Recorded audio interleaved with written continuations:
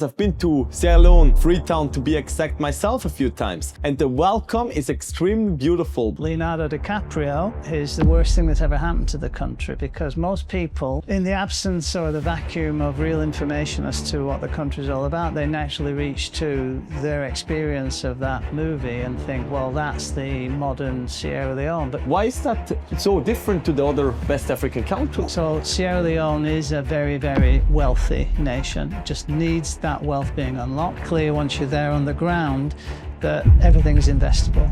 There's literally money lying on the ground. Welcome to another episode of the PL Group podcast. Today I'm sitting with the architect of the Go for Gold program in Sierra Leone, Mr. Stephen Barnes. Welcome. Thank you, Jeffrey. A real pleasure. Thank you very much. Stephen and me, we've met the first time not too long ago in Rome, actually. Indeed, at the IMI conference, where you were appointed the Person of the Year. Congratulations. Much deserved. That's why I mentioned it, just to get the reassurance once again. I'm joking aside. No, that was a big pleasure. We hit it off immediately, mainly because we have similar interests. We both traveled, I think, quite a lot in West Africa, especially. And for those reasons, we had a lot of thoughts and things to share about. And today we will go deep into the program, which is, I would still consider as very new in the citizenship by investment world. And the people from Sierra Leone, or Stephen Barnes himself especially, doesn't even like that expression, citizenship by investment. And we will learn today a bit why. Stephen, can you tell us a little bit more about the program itself? What does it need? What are the requirements? What do the listeners and especially people interested in the program need to know about it? I think the most important thing to appreciate is that the program is an initiative of the President's Special Projects Office with the desire to attract foreign direct investment. So it's not a citizenship by investment program per se, although clearly you are going to secure citizenship as a result of an act of investment. The instrument itself is called special naturalization. And special naturalization is available to those people that have got a desire to invest in Sierra Leone and who can create the conditions for investment after a donation of the program fees have been made and due diligence has been successfully completed. Sierra Leone is part of... Now, first of all, I would like to mention something very special because I've been to Sierra Leone, Freetown to be exact, myself a few times. And the welcome is extremely beautiful because what you do when you land, you don't go in a car and you drive. You usually go with a little buggy. And you go to the port, right? Because you have two options. Either you go by car, which will take you about 4 hours, I think, because there is quite heavy traffic, okay? Or the other option is you take a quick boat, 20 minutes, I believe, and you see already something about the country, about the port, which is, quite well structured there. And generally seeing it from a different perspective than what you see afterwards when you land on the mainland. Well, it's certainly a unique way to enter into a West African country because, as you say, you take a boat that gets you from the Lungi Island to Freetown downtown to Aberdeen, where the ferry terminal is located. But there's a brand new airport that's been in operation now for 2.5 years or so. So it's a beautiful first world airport arrival experience. And then pretty soon thereafter, you're into West Africa. Depends of what people or listeners have seen in West Africa. But there is something very special about it. I can only talk about Freetown, and that's the safety. Yes. There is a casino, and you can walk from there, if you win, with your money back to your hotel, and nobody's looking strange at you, and nobody's trying to chase you. I was there, as mentioned, a few times, and it was always an extremely safe and a big pleasure. What do you think? Why is that so different to the other West African countries? Well, actually, there is a very similar experience in Gambia too. Has been my experience historically, but I think there's something about Sierra Leoneans where they're very hands-off. They will greet you from a distance, they'll wave at you, they'll smile at you from across the street, but generally they don't come up and seek to gain an advantage or, in a sense, sort of, let's say, quasi-harass you. Mm-hmm. They're very respectful of the fact that you're there. Mm-hmm. They have this general disposition that speaks to this notion that if you've made the effort to come to the country, you're going to do something positive for the country. Yeah. And so that translates into the sort of warm welcome that you encounter typically. And also, actually, Sierra Leoneans are very famous in West Africa for being the party animals of that part of the world. So that seeps into the whole sort of encounter experience that you would have. Interesting. Then Sierra Leone is also part of ECOWAS. Maybe you can tell us a little bit more what the advantages are if you hold a passport of such a jurisdiction, let's call it. Yeah, so ECOWAS is the Economic Cooperation of West African States. The program enables you to acquire Sierra Leone citizenship. That gives you essentially, as I couch it, colloquially 12 countries for the price of one. So not only do you have visitor permissions granted for a minimum of 90 days upon arrival in each of the ECOWAS states, but the Freedom of Movement Treaty make it very simple to secure residency permissions in all of the ECOWAS countries, which you can get in a very few short weeks with basically a letter and an application form and a short fee. So you literally do get access to all of the other West African states that are part of ECOWAS. So if you fancy Cape Verde, for example, beautiful place to live, very simple to achieve. If you fancy Gambia, great place to invest and do business there. You can so do. If you fancy Nigeria, because you've got business interests there, you're getting business interests off the ground there, you can go in with your Sierra Leone citizenship and you can negotiate from the perspective of being an African citizen and not just some foreigner coming to participate in their economy. Very interesting. We will blend in here quickly all the countries that belong to ECOWAS, just for you to see that if you obtain a passport of Sierra Leone, you're able not only for freedom of movement, but easily to live in any of these countries as well, with your green, beautiful Sierra Leone passport, right? Wonderful. In order to obtain that passport, just when it comes to the visit in the country itself, is it required? Do you need to go there? Do you not need to go there? Would you advise people generally to go there? So the whole program was designed from the perspective of seeking, as I say, to create the conditions for foreign direct investment. So in participating in this program, there's no requirement to visit, although we would obviously recommend it. And as a result of that, we run delegations every 4 to 5 months so that new citizens who have already secured status or are intending to become citizens can come and actually kick the tires, as it were, can meet government ministers, can talk to the bankers, can meet the chief immigration officer, can see for themselves exactly what this opportunity represents for them, either before they commit or indeed if they have committed prior. So the ability to get the passport into specially naturalized, so to speak, doesn't require you to spend any time in country. You produce all the documents that speak to the qualifying relationships and being able to participate in the program, all the normal documents you'd expect, proof of identity, proof of wealth, source of funds, qualifying relationships for the dependents that are going to be involved in the program along with you.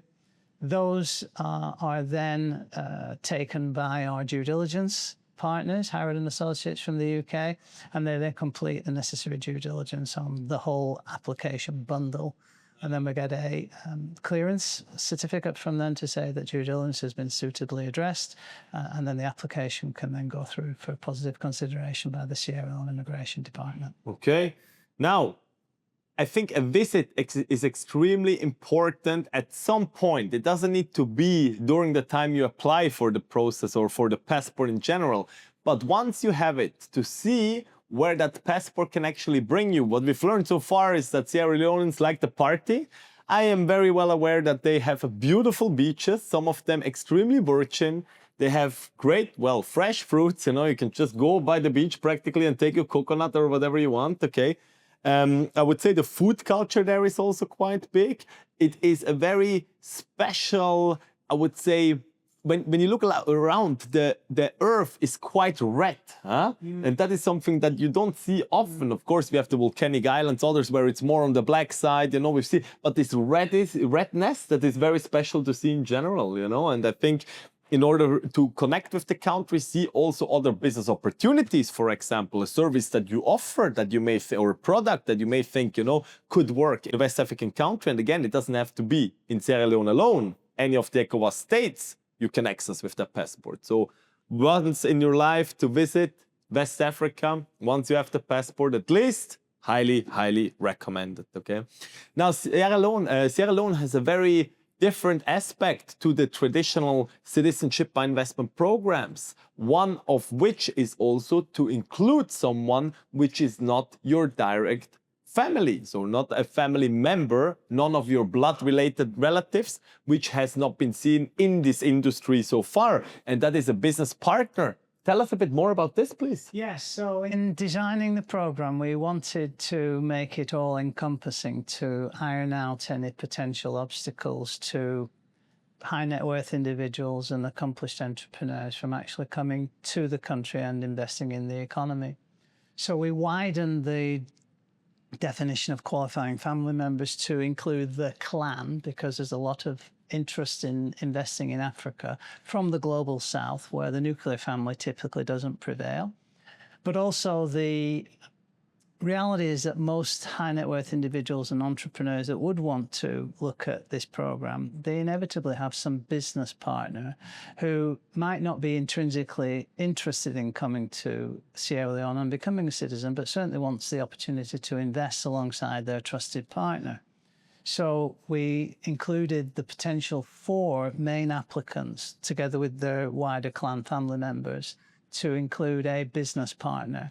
And that business partner can then be empowered to participate in any investments that they might want to do without needing to commit to any investment, so that they can enjoin the main applicant, that is their business partner, to the program, and therefore be empowered to invest in a competent manner in the same way as the main applicant. Yeah. Important to know here, just to repeat that and to clarify that. So if I apply with my business partner, I can include my parents, my spouse, my grandparents, my spouse's parents and grandparents, our children, obviously, my siblings, and even the children of my siblings, as long as they are under the age of 18. That's correct. Not forgetting the spouse of your sibling either. The spouse of the sibling also, and then on top of that, my business partner. With the business partner, it's a little bit different, because my business partner cannot include anyone, right? It's a single applicant practically on the site, yeah? Right. But that is, of course, extremely interesting for a lot of people, especially also if there are two singles, two business partners, and they just want to do it together. You split the price in half practically, whereas the donation starts at the $140,000, and then there are additional fees and costs, obviously, for due diligence, which is from 1 to 5 family members of $5,000. The next 5 are again $5,000. So a family of 10 has a total due diligence fee of $10,000, while that includes, of course, in this case, an entire family. Okay. So that is very interesting. Then when it comes to the Go for Gold, because the program has its name, Go for Gold, right? Tell us a bit more, please, how you came to this expression. What is the advantage or the secret behind that name? Well, the secret behind the name is that the country is actually famous for gold. The country is highly investable. Yeah. It suffers from a poor reputation of Hollywood's making. Leonardo DiCaprio is the worst thing that's ever happened to the country, because most people, Blood Diamond, in the absence or the vacuum of real information as to what the country is all about, they naturally reach to their experience of that movie and think, well, that's the modern Sierra Leone. But clearly, I always say, if you think that the modern Sierra Leone is the Sierra Leone of Blood Diamonds, you would naturally conclude that the Cambodia today is the same Cambodia of the killing fields. Clearly, it's not. The country's moved on. So Go for Gold is speaking to the intrinsic value that the country represents, both in terms of the natural resources that lie beneath the feet of all Sierra Leonean citizens, and also to the quality and the intrinsic value of the opportunity all told. And one point that I always seek to make is, I say, if you had the opportunity to invest $140,000 of today's money into Norwegian citizenship 50 years ago, knowing that 50 years later, your sovereign wealth fund per capita contribution to you, now that you're a Norwegian citizen, is $220,000. Clearly, the intrinsic value of Sierra Leone today, whilst not being a perfect analogue, does actually vie with the kind of Norway experience. That is, You have ostensibly a developing country that has natural resources that need to be unlocked. Once investment has been made to unlock those resources, then the benefit of the unlocked resources accrue to the citizens accordingly. So Sierra Leone is a very, very wealthy nation. It just needs that wealth being unlocked, and Go for Gold creates that impression on the one hand, but also avails the condition for every participant in the program to be able to buy up to 20 kilograms of gold over 5 years post-approval at a 2% discount to spot. That enables the development of the artisanal gold mining sector of the country, which is important. And it also gives the potential for offsetting some of the program fees that people are expending on procuring the citizenship in the first place. That gold can be exported, or will that be, that's physical gold we talk about, right? Yeah. How will that be exported then? So the gold is exported because we have a gold exporter license, and therefore the gold is then refined to 999 and is available outside of Sierra Leone if they don't want to store it in country. Interesting. All right. Again, something that is very different to all the other programs itself, where you can offset. Well, I would call it the following way. Some of the programs have, of course, a real estate route where something like this is possible, but it has never been seen with something that can be measured on a daily basis. Real estate is something, if somebody tells you it's $500,000, well, you can say yes or no, but this is the price they charge. Gold is extremely different. There is a daily rate that is out there to the public every single day, okay? So it's a very different thing. But that's not the only thing that's different. There are two more things. Number one, there is an escrow account, okay, where the money goes into escrow at time of application. Right. And the other thing is that the program has an AI assistant. Now, tell us more first, maybe a little bit more about the escrow, more than the AI assistant, let's say, because I think the escrow is a little bit more interesting. But how did that come up? Because what we've seen usually also for the ones that are a little bit newer to this channel, when it comes to citizenship by investment, the traditional we talk about, okay, you pay a submission fee that includes mainly due diligence, and a few other fees in order to apply. Some of the countries like Antigua charges a donation of 10% upfront, which is part then of the program, will be deducted from the donation. There are some other factors that are paid on submission. But in this specific case, you put the entire amount into escrow, and it will only be deducted once the application is approved. So maybe some more information about where is this escrow account, how safe is it, etc. So the two escrow options, you can use the escrow capability with our counsel in the Gambia, or you can use your own legal counsel escrow service on our standard escrow terms. Yeah. And the reason this came about in this fashion, and it's why it's different from everywhere else, is because having been a practitioner of immigration in Hong Kong, in my instance, for 33 years, I've understood clearly what the kind of concerns are of people who are looking for an immigration solution of one kind or another. Mm-hmm. And so risk of loss of any part of the quantum that generally is involved in participating in any kind of immigration program, and also having it tied to a successful outcome is an integral part of a successful program, in my experience. And the intention behind this is to create the conditions to attract foreign direct investment, which is why this escrow structure was put in place as it was. I think the other thing, Jeffrey, too, is that every successful applicant gets a Sierra Leone Unlimited Liability Company included in the donation fee, together with an open bank account in the name of that company with Sierra Leone Commercial Bank or Access Bank, who are two banking partners. Sierra Leone Commercial Bank are a government-owned bank, and Access Bank are Africa's largest bank. There's 63 million customers retail across the continent, Nigerian listed. And the account will be what currency? So it's set up for any currency. Okay. Everything is established pro forma when the letter of naturalization is issued by the Chief Immigration Officer, the mechanism put in place then to transfer the directorship and the ownership of that company, together with the operating conditions for the bank account, will get swapped over at the point of approval. Very clear. And the reason for this is that we want the investors or the participants in the program to be investment ready. Whether they choose to invest or not is completely down to them.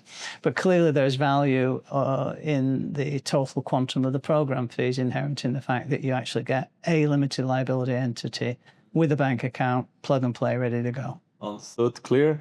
Now, currently, I would say Sierra Leone, I wouldn't call this a cap, but there is a limited amount of application or a goal that Sierra Leone wants to achieve, and then practically, I wouldn't say abandon the program, maybe restructure, maybe make it more expensive, but tell us a bit more about what this number is, how long do they need to achieve that, and what the approximate revenue will be for the country itself.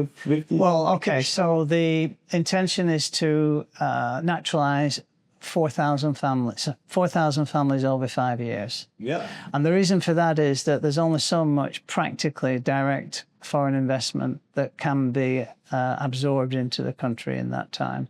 So in terms of the total quantum, well, you can certainly do the mathematics by charging, timesing the program fees via 4,000, you come up with a number that makes sense.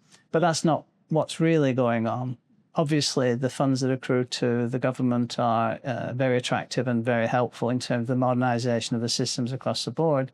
But it's actually what foreign direct investment is going to result as a result of having created the conditions to bring that to pass that's the most important. Mm-hmm. Okay, very good. So I like programs also that say clearly, hey, there will be a cap on it. We want to attract this and this amount. We do not want to just have this program keep running, and we really need this amount of money in order to give our economy a proper boost and then practically invest this money smart. Also, of course, a lot of the people that will come and get a passport and go with the delegation together with Stephen to Sierra Leone itself, and some of you may fall in love with the country, okay, or at least see an opportunity to invest in there. If you put this all together, a Citizenship by Investment program, I just call it like that now, okay, will have an amazing impact on the country's economy. Because the beauty in the country is there, the safety is there, all it needs is more people seeing an opportunity, and one of the best ways to do so is to make people feel patriotic about the country. And I wouldn't say the easiest, but one of the smart ways to do so is by giving a citizenship against an investment. Absolutely. It's all about becoming a stakeholder in the country. And so being a citizen obviously gives you, as you say, an attachment to the country. It creates the conditions for new patriotism. And after you've had an opportunity to really understand what the opportunity is all about, you will put your money into the country with a huge amount of confidence that based on the experience that we've had with delegates and the 2 delegations thus far, that foreign direct investment will accrete to the country, because it's clear once you're there on the ground that everything is investable. There's literally money lying on the ground. Guys, Passport Legacy and PL Group is a fully accredited agent to promote the Citizenship by Investment program, I'm going to call it like that, of Sierra Leone. If you wish to know more information, if you're interested about going with Stephen and the delegation to Sierra Leone and see the country itself, send us an inquiry and we'll be very, very happy to assist you. Stephen, any last points from your side? No, just congratulations on becoming an official agent of the program. Thank and you. We look forward to working with you and your colleagues, and also all your clients as they understand exactly what a great opportunity Sierra Leone represents. Wonderful. Thank you so much, guys.